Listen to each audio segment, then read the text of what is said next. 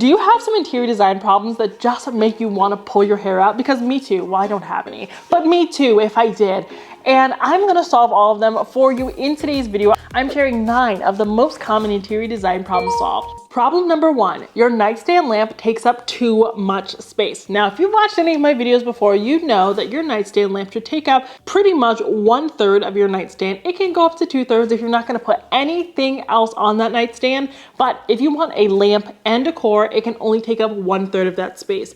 That being said, depending upon your room, depending upon your budget, 1/3 still is a lot of dang space, especially if the nightstand is only 24 inches. Where do you put your drinks? Where do you put your snacks? Where do you put your headphones? Where do you put your medication? The answer is on the floor, or you just end up with everything being super duper messy. In my opinion, the table lamp takes up a lot of unnecessary space in the bedroom.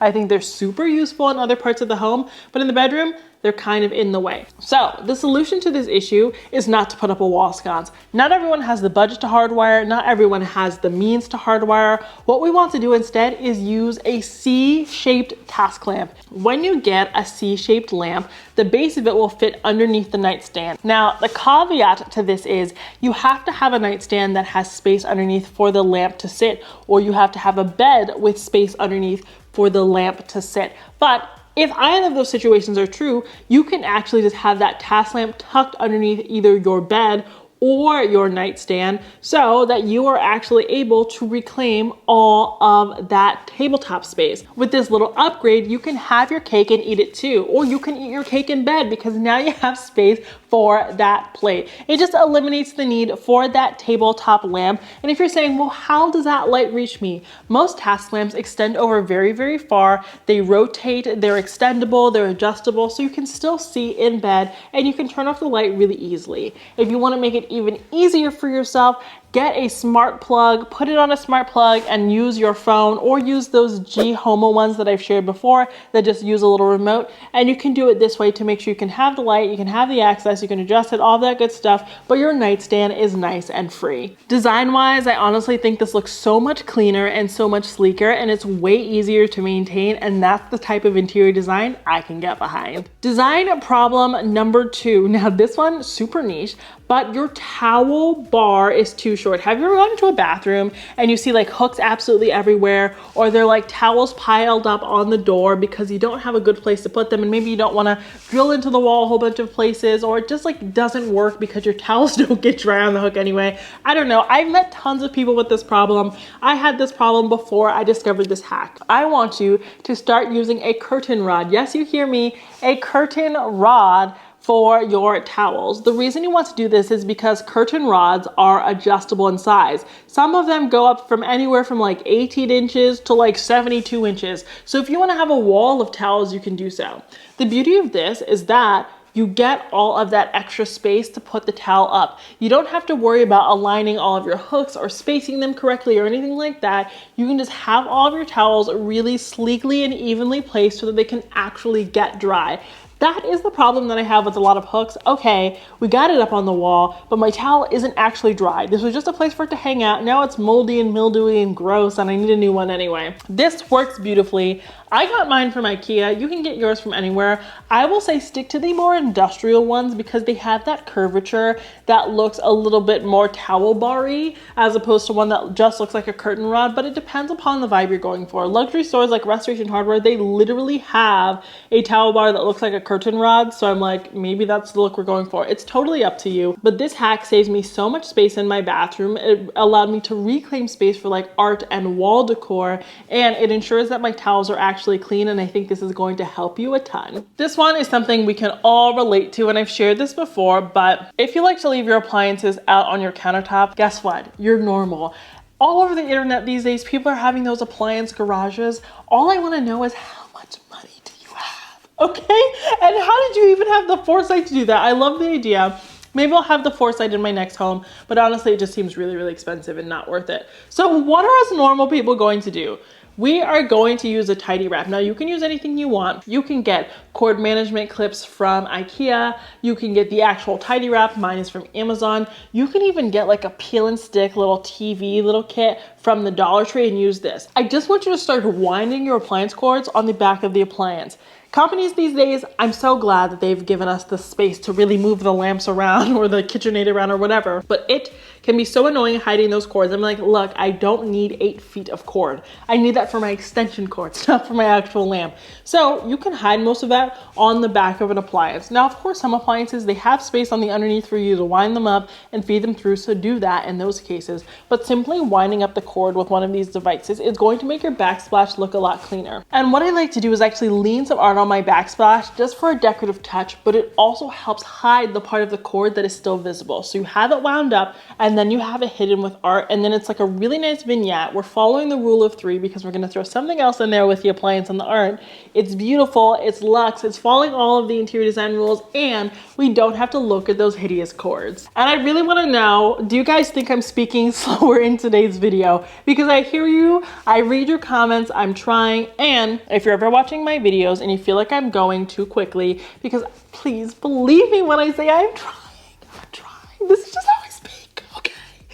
I am trying, but there is a gear that you can find down below that allows you to either speed up my speech or slow it down depending upon your needs so that you can enjoy my content no matter what. I appreciate you being here. Now, I spoke about this one in my most recent Amazon Summer Favorites video, and if you haven't seen that yet, click here to go check it out. Problem number 4 is really only relevant if you have kids or you have nieces and nephews and they are just artistic.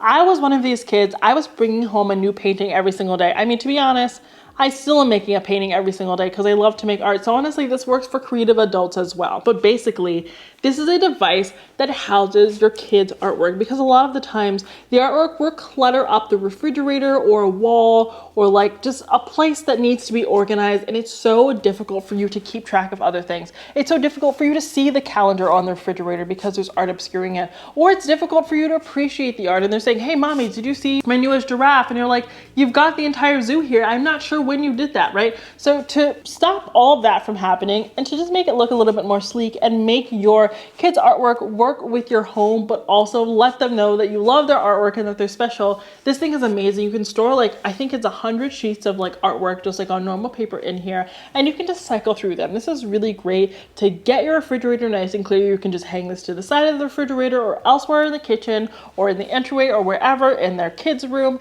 and it's a great way to cycle through their art so that you always get to see a new piece. They can always add their pieces. They're always on display, and they can even decide which one is on display at any given time. This next design problem is one that I solved just like by happenstance, but it's something that used to really annoy me. All of the lids to your pots and pans. I mean, I know that like I have the same amount of lids as I do pots and pans. I might even have fewer lids than I do pots and pans, but somehow the lids are what caused the issue. I always just have like an avalanche in my cupboard. It was the worst thing ever.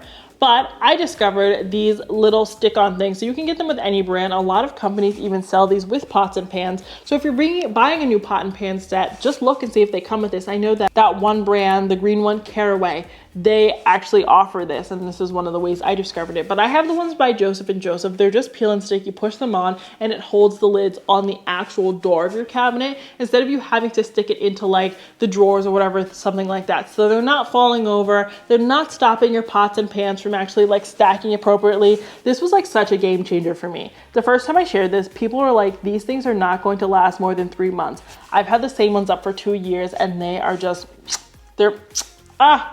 I literally wouldn't cook sometimes because I couldn't take the falling lids. I know that that's dramatic, but I have to be honest with you. You guys are my friends. And this has just like changed the game for me. And I'm in the kitchen a lot more as a result. Do you ever find like a vase that you love or a vessel or whatever, and then you get it home, you got it from Crate & Barrel, Pottery Barn, woo, you're so excited, it's amazing. And then it scratches your countertop or it scratches your table or something like that. And you're so freaking pissed. I like literally just can't stop thinking of white chicks. I'm so freaking pissed. That happens to me all the time and I hate it, but I want what I want. If something is cute, I gotta have it. So I actually started putting casters on all of my decor. So my vases, not my books, but my vases, my boxes, my decorative accents, because the reality is, especially when something is ceramic and it was handmade, sometimes there might be a little bit of a sharp edge. It might not be perfect at the bottom, but I still wanna have the pretty thing. So having things on casters has just helped protect my surfaces a lot more, and then therefore led to less upset when it comes to certain products and me having to no longer retire items just because of like how they're made or something like that. This has also made changing around my home so much easier. I think a lot of people love to change their home, and I often find that like interior design causes a lot of strife in relationships because one partner cannot move stuff around without the other partner, and I hated that. So I just have put everything on casters, and it allows me to mess around and change things about at my leisure without involving anyone else, and that is a huge interior design and relationship problem solved. I cannot tell you the number of times I've seen someone pass up on a piece of art that they love or sculpture because their wall can't accommodate, which is super fair. Lots of people live in rentals and they're limited to like command strips and stuff like that.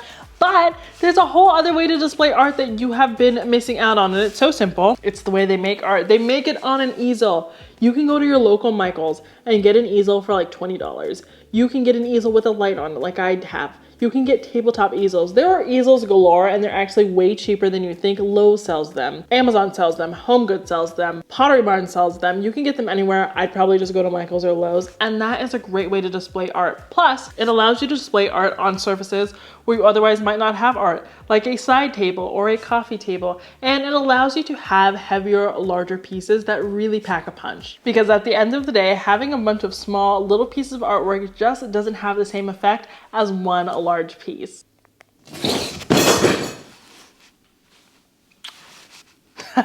And that is a lesson in letting your command strips dry before putting weight bearing stuff on it. We're gonna keep going. And the next one is another like little silly kitchen one, but another thing that really holds us back in terms of design is like managing our kitchen storage. I'm not a storage guru, I'm not gonna go into it, but something that always stopped my drawers from closing is those pesky little measuring spoons. How often am I using 1/8 of a teaspoon? Really, never, but I have to have it for that one time that I need it. So I just got one of those little measuring spoons that is like all of them all in one. Not one of those stacking ones, which I used to have before, because those also just separated.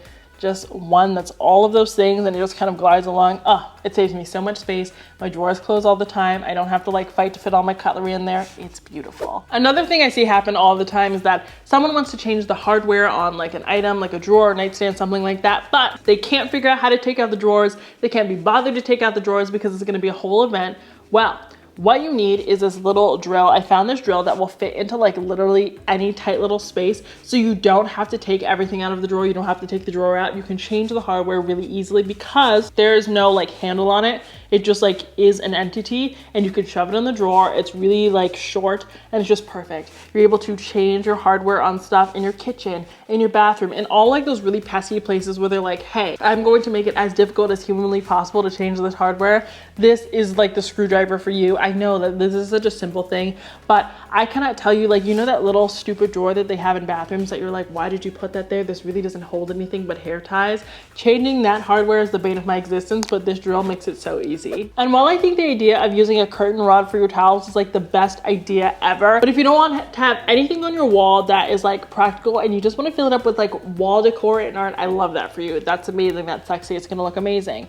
But where do you put your towels? You don't just like fold them or throw them on the floor. Please don't do that. Just use these towel suction hooks. I think they're a really great option. They really attach to any stone or glass without any adhesive. They hold up to 15 pounds and they do a really awesome job. I also use these in the kitchen because I feel like the kitchen backsplash can look really boring. That's also another pesky interior design problem. But how do we design it without taking away precious countertop space? Well, I just use these suction hooks to attach like decorative accents like sculpture or like fun dish towels on the backsplash, so nothing is actually on the countertop. I'm just using that vertical space and leaving the horizontal space available, and then I just use command strips on really shallow frames to attach artwork directly to the backsplash, really freeing up space. But those are some interior design problems that I think everyone has. They're really pesky, they're really minor, but they make a huge impact, and I gave you solutions today on how to fix them. What other interior design problems do you need the solutions to? Be sure to let me know down in the comments and we can make another video. If you like today's video, please consider smashing that subscribe button because I have new videos every Monday and Friday, and I'd love to have you as a member of our community. Until next time, have a beautiful day.